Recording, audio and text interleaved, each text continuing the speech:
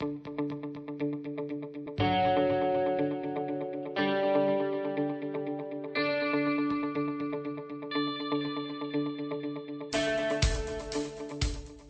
to Everyday Nonviolence. This podcast is produced by Friends for a Nonviolent World, or FNVW.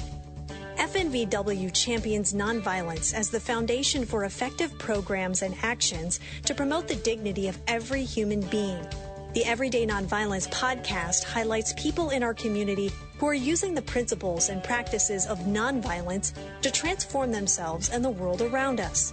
Their stories deepen our understanding of the impact of violence and the many ways nonviolence can be used for healing and social change.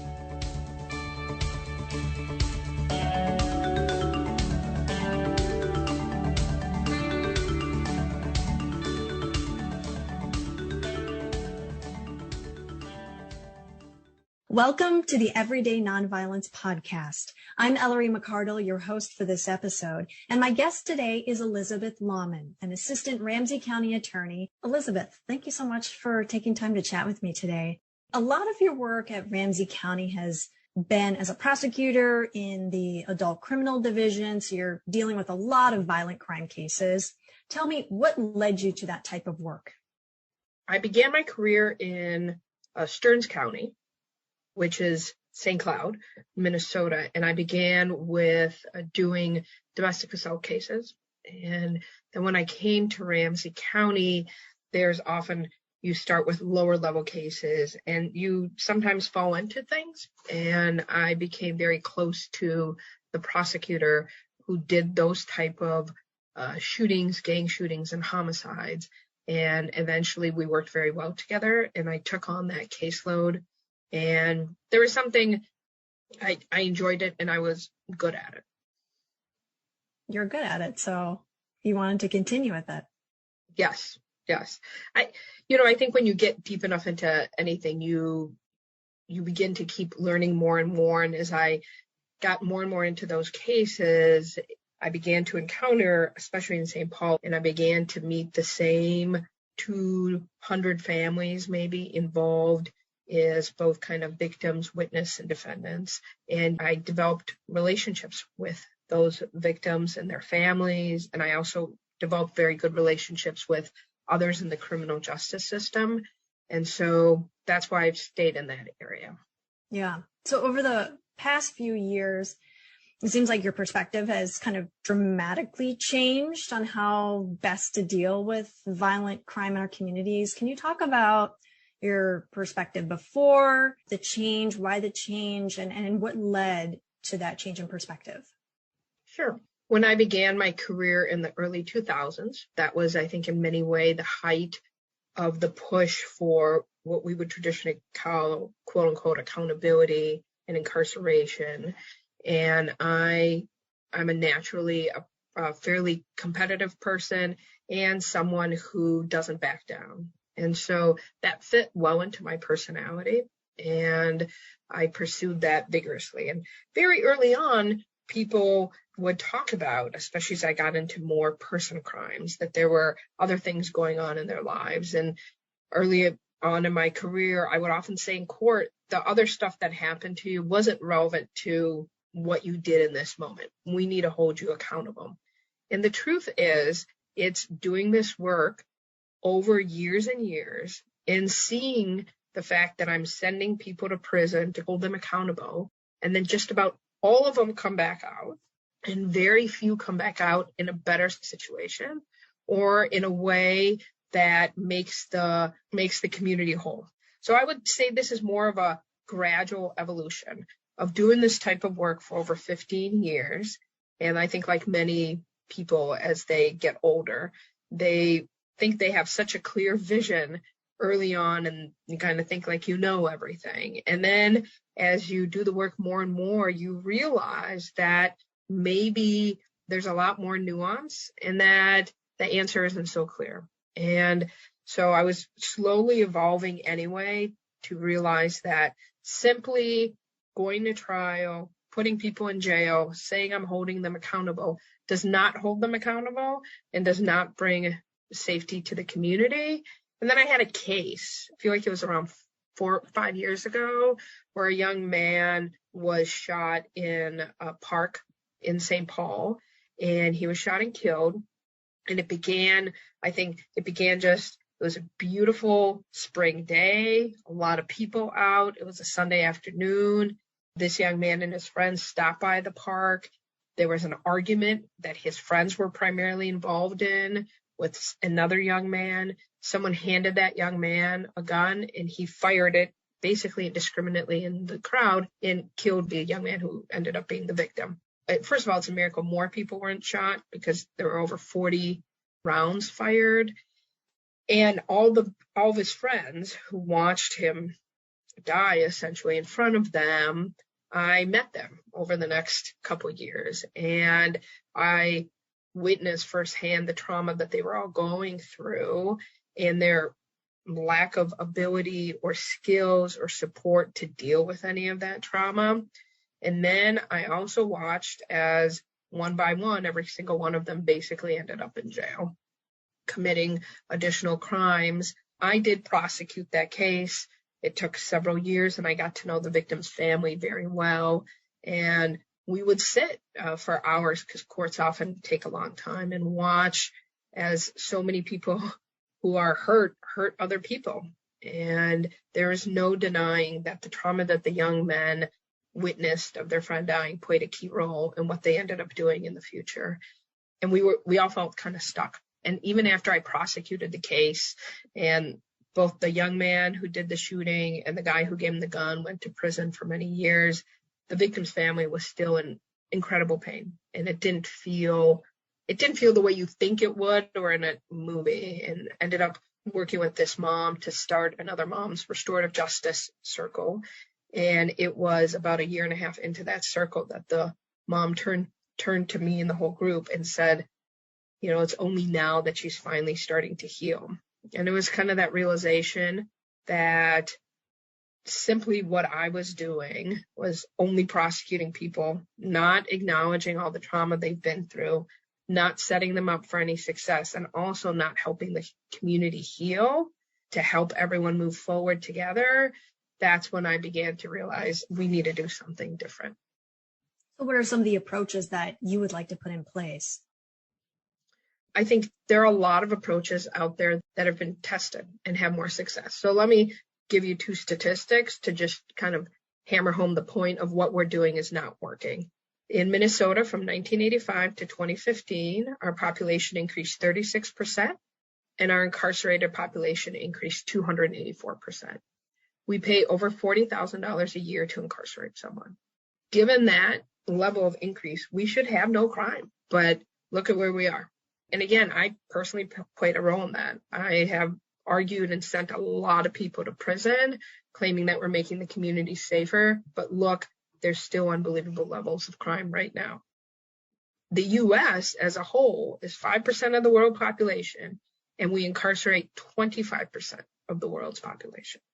That is completely disproportionate. And yet, violent crime, and in particular gun crime, is off the charts in the United States. So starting from that point that what we're doing is not working, we need to do something very different.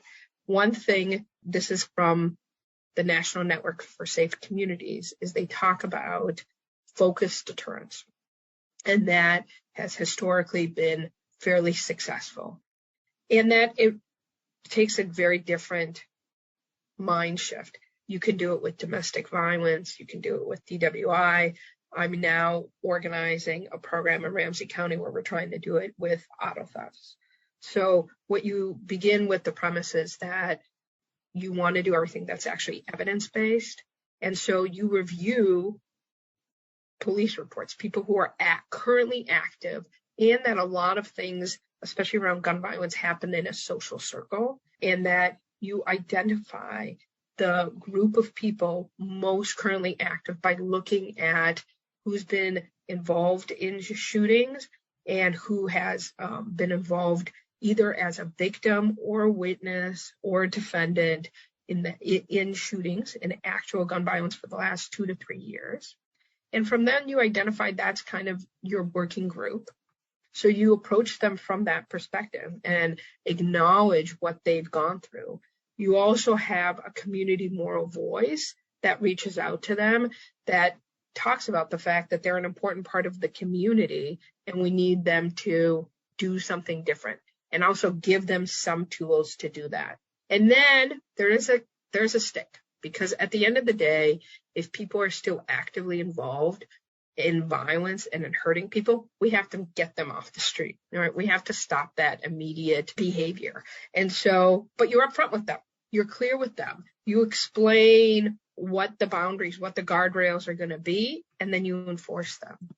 And so these type of programs have been successful in cities, big and small, all over the country. I think we can talk in a minute about, like, during the pandemic, why kind of everything stopped. But I think that is a way forward. It's a way to focus, and you bring community together, you bring police together to work together to address underlying issues. And I think it's a way forward for police. It's a way forward for the community. It's a way forward for resources. It's not just throw everything at the wall and see what sticks. It's not just reactive. And generally, police really like it, because police who've also been doing this for years recognize that what they're doing is not working. And they would also want to be part of the solution of how, as a society, we can move forward. Do you have an example of where this has worked successfully?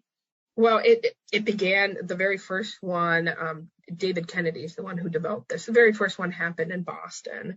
It was even done in Minneapolis in the 90s. They've done it in New York, in Stockholm, North Carolina. So they've had a lot of success. They've had moments of success. I would say what happens is, when violence goes down, people then stop focusing on it. They stop doing the work. They stop continuing to engage, and then it comes back up. Because at the end of the day, you also have to address some of the underlying systemic things going on in our society that continues to bring about such high levels of violence. It sounds like a lot of these changes you're talking about, it'll take time and patience, and kind of everybody has to kind of get on board with this. What gives you confidence and hope that more places will latch onto this idea? It's successful. I think people want to do something that actually makes communities safer. I think when people are involved in it, they really enjoy it. Because again, it's a different way. It's not this kind of binary. It brings police and community together to work on serious issues. And I think that's a big piece of it. It is hard to get people on board, and a lot of communities, that's kind of what takes the most amount of time, is bringing all the correct players to the table and getting that buy-in. And then once it begins working, is keeping it going 3, 5, 10 years down the road. But it saves money. It has a direct impact. Communities feel safer. People feel safer. So let's go back to the pandemic, as you had mentioned, everything stopped. Can you just explain a little bit more about what you meant by that, when everything stopped? When the pandemic hit, all of the, in many ways, all around us, right? All the social ties severed for everyone. A lot of the substance abuse groups stopped. A lot of the treatment centers stopped. A lot of the community outreach groups, they stopped. And I think that's what we're seeing, the consequence of that, is when a lot of those other things that we don't talk about as much, that we don't see as much, aren't operating, that people go off the rails, and then we've also just generally, I think, had a big fraying of social norms and social connection. And we as humans need all that. And I think that's a big part of these kind of focused deterrence, and especially about restorative justice. It's about connection. In making sure to heal trauma, you need other people to help you through it. You need to be a part of something bigger than yourself. You need to recognize your role in your community, your role in society. And I think when all those connections were severed because everyone had to go into their home for months, that a lot of those things need to now be rebuilt. And that's why, in many ways, I think that's one of the things we're not talking about, of one of the huge drivers of crime currently. Mm-hmm. And speaking of crime, we know that there's been an uptick, in 2020 and today of violent crime locally, nationally. People are expressing their fears. They want to take action. What do you think are the primary contributors to the problems that we're seeing right now? I think that's a big one, is that young people weren't at school. It's that social conditioning, how to act in a proper social environment, how to be connected, responsible, how to self-regulate. I think we're having kind of a culmination of so many things. Again, I think not having those treatment centers and groups and in-person stuff really did a number on a lot of people. I think there's also, over 700,000 people died, and they died in obviously a lot of the much older population, but also in communities of color that were on the front lines in terms of what was their job. So there's a lot of just trauma related to the pandemic and death in many of these communities. And there's a huge proliferation of guns. We've had a complete explosion of gun buying, and the more guns on the street, when you look at general crime in America, it's pretty similar to many other Western European countries. I think like burglaries and auto thefts. But when you add crimes involving firearms, we are off the charts. And so there's too many guns out there. There's too many lax laws around guns. There are too many people who should not have guns, and it is really hard, given our laws, to figure out how they're getting them and then to do anything about it. And when you have so many of them, that's a huge part of it. I mean, I really think that's, if you're talking about the top 100 reasons for increase in violence, 1 through 90 is guns, and 90 through 100 is a lot of other factors. And so we focus on 90 through 100, but we don't focus enough on 1 through 90. And we need basic regulation about guns. My daughter's 15 and taking driver's ed, right? So she's spent 20 hours, 30 hours studying everything about driving a car. There's nothing to go get a gun. Now, if you want a permit to carry, but you can just go buy a gun without a permit to carry. And once you get a gun, you don't ever have to register. You don't ever have to document who you sold it to. You don't have to do anything. And then if you do sell it to a felon or someone who should have it, our laws around that are very, very lax as well, that the standard to prove that someone, it's not knew or should have known, but it's if you actually knew that they didn't have a right to have a gun, and that's quite hard to prove. So it's a whole series. If we just did the basic stuff that we do for buying a boat, buying a motorcycle, buying a car, if we did that to guns, that would make a significant difference, in my opinion. Just listening to you and all of the individuals and families that you have encountered and continue to encounter, there's so much trauma, there's so much grief. How do you as a human being do this job? It sounds very difficult. Well, I mean, I've been given a lot of gifts in my life, and I was actually born in the former Soviet Union. We were religious refugees. We left because we were persecuted.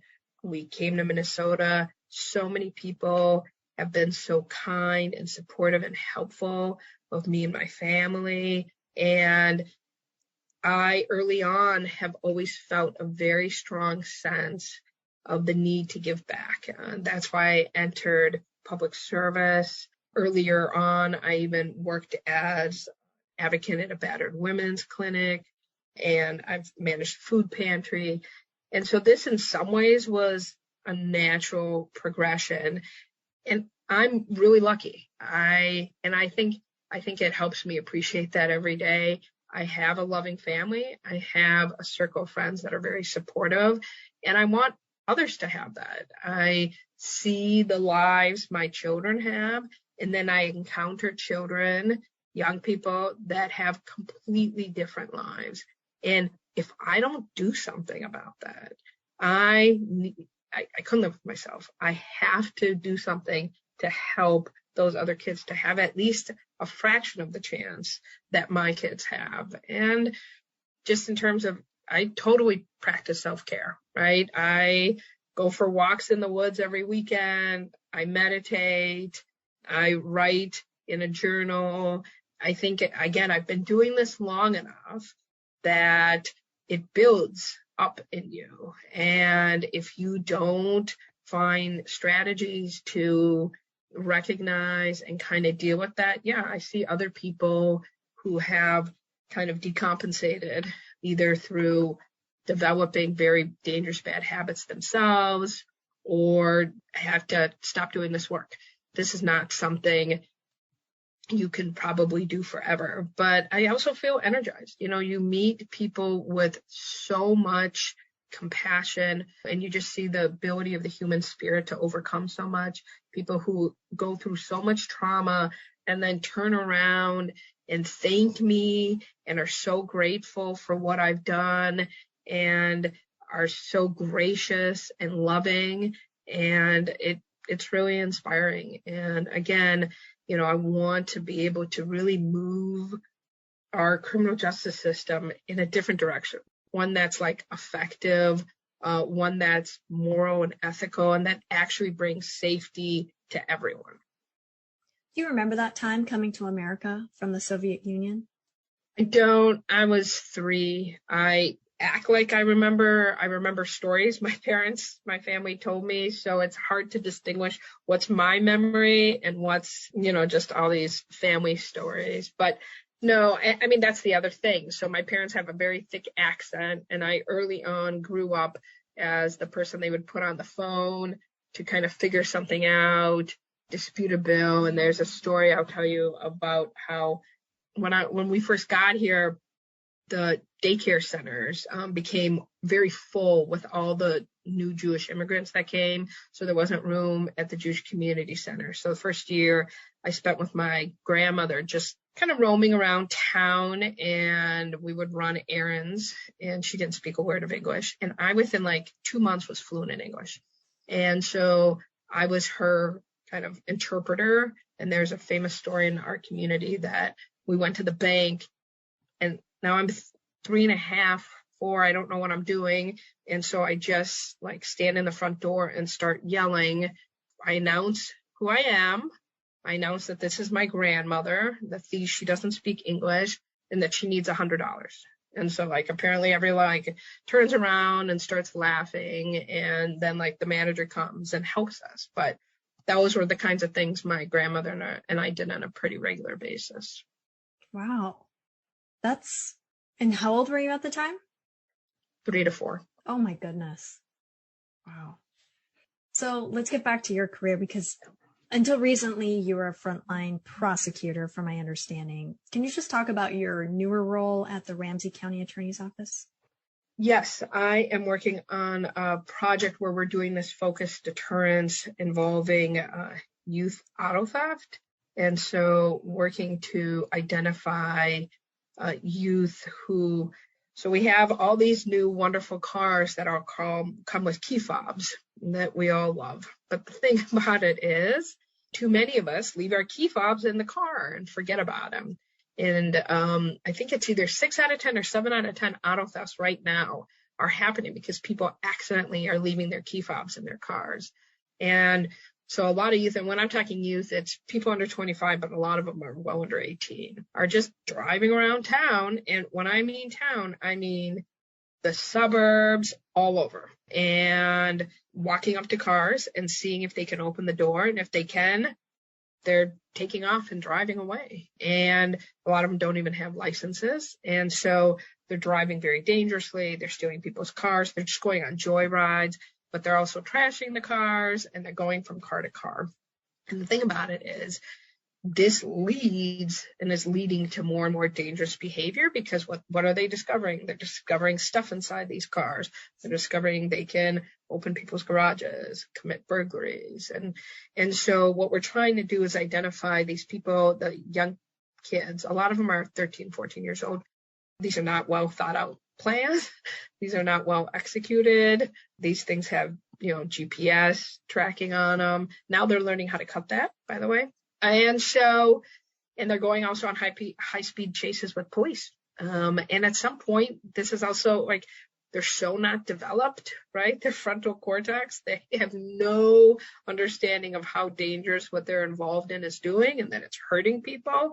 And so identifying young people involved in this, and usually they're off doing it with their friends. So it's got all those pieces where it's got this kind of danger with your friends, speed, and recklessness. And so we're trying to identify the young people doing it. We're hiring some kind of youth outreach workers to reach out to them, and also to do it with a police officer to say, look, we've actually figured out that you've been riding in or stolen in these 10 cars all over the metro area.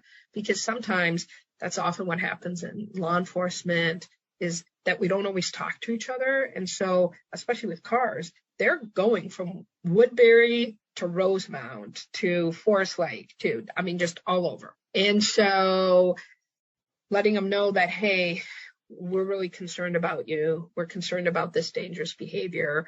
And then identify what are some of the driving forces going on. Some of them might be mental health. Some already might be some substance abuse. Some might need mentors to figure some of those things out. And then also to have kind of a community moral voice, to have them come to a restorative justice circle and hear that this is impacting and actually hurting people. There's a consequence for what's happening, and to begin to have them learn what it means to be accountable, to not view this as just a game. And they're so young. The goal is to off-ramp them out of this world, right? To see if we can get them on a different track and out of the track of the criminal justice system. But at the same time, we're going to be honest with them that if they keep doing this, we're building a record and we're going to have to stop it. But we're going to be there for them regardless of what. But we really want them to kind of take a minute. Let's find something else for you to do with your time. Let's help you build some skills. Let's get you a job or sports or something besides kind of this super dangerous, reckless activity, and get you on a very different path. So we just started that. We haven't yet even it's not fully operational. We're hoping it will be in January. And then again, this is taking that focused deterrence model and trying to apply it in this area. Because the other thing we realized when we started digging further, it really is like 20 or 30 kids. Each of them is connected to dozens of stolen cars. And so if we can make a dent in that 20 and 30, if we can make a 20%, 30% dent, that's actually a huge number of cars. That's the ones we know about. And then on top of it, we can get them out of the system so they don't become another one of our statistic, and I don't deal with them in a couple of years. I can tell you're really passionate about this. Yeah, I'm a passionate person, but I'm really passionate about this. Now that I know it doesn't work, it is so hard for me to keep doing something if I know it's not working, if it's not actually bringing safety to people, if it's not actually holding people accountable. If it's the true way to hold people accountable is to have them face what they have done, really face it, not some mumbled I'm sorry, but really be sorry and show you're sorry by repairing the harm, recognizing the harm, hearing what you've done to harm people, and then fixing that by never doing it again. So among FNVW's principles is an emphasis on treating every human being with dignity. It sounds like through all of the work that you've done, that you continue to do that, and all the things that you've witnessed in your life and your career, it sounds like that's something that you can still believe in after all this time. Oh, for sure. More than ever. Because once I realized that even the people I'm prosecuting have all been victims of horrible situations, I never anymore demonize those individuals and recognize that they're living this experience. It's this phrase, hurt people, but that is so true. And the other side is true, healed people heal people. And so I did restorative justice circles with young men incarcerated in jail, and to hear the way they describe themselves, it is gut-wrenching. They've been told that they're worthless. They've been told, and they get it, right? They believe it. And so mission accomplished there. But that it's so much of what the way they act out, it's not because they hate other people. It stems from how much they hate themselves, that they don't even see the value of their own lives. I remember one young man saying something, I don't remember what we were talking about, but he went around and said, I hope my sister never dates anyone as awful as me. I mean, so sad. And that just kind of that recognition that they are these untouchable, horrible people, and they're not. Now, are they doing really dangerous, damaging things to people? Yeah, but I agree. Very, very rarely should someone be defined by the one worst thing they've done.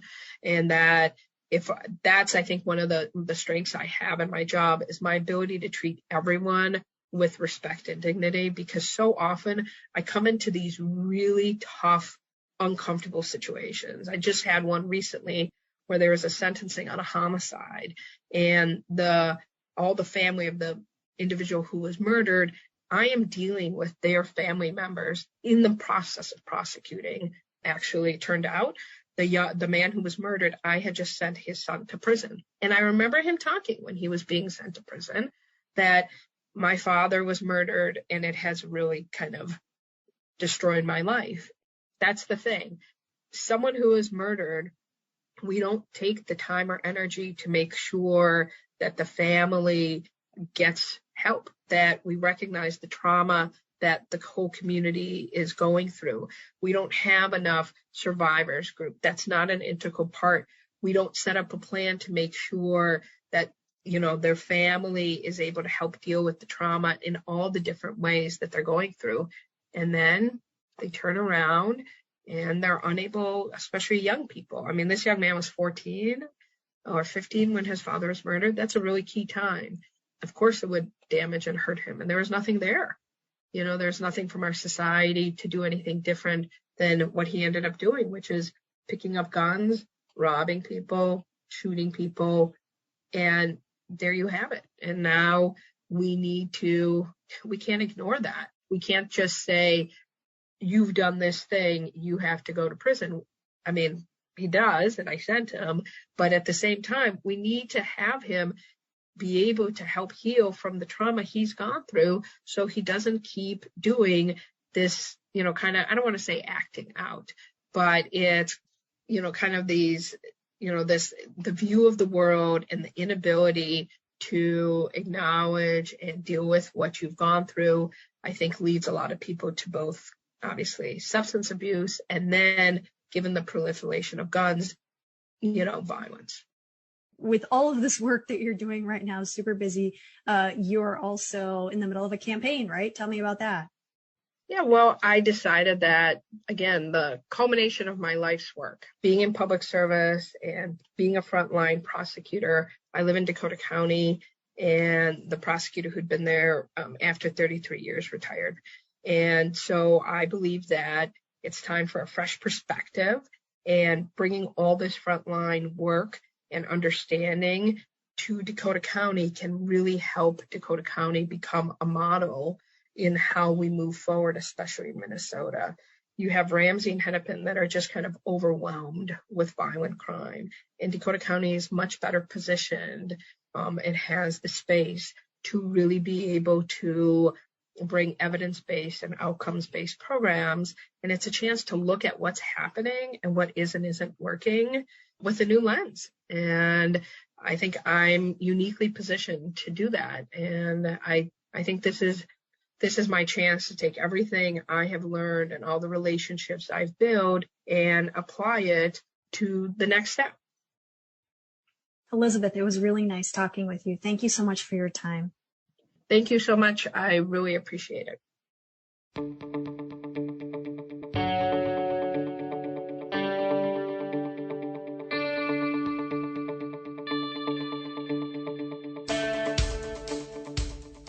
Thank you for listening to Everyday Nonviolence. To learn more about Friends for a Nonviolent World, visit our website at fnvw.org or call 651-917-0383.